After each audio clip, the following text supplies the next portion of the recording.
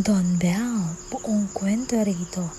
Nabulabog ang online world nang umamin si Actress B sa isang interview na may isang babaeng umano na lumande sa partner niyang si Actor D. Noon, hindi man nagbigay ang pangalan si Actress, maraming netizen ang mabilis nagturo kay newbie star dahil umawat pa raw ang kalandian sa strike 3. Nako, mabuti na lang talaga at hindi nagpatinag ang relasyon nila dahil dito. Sino kampi nyo rito? Sino ang may sala?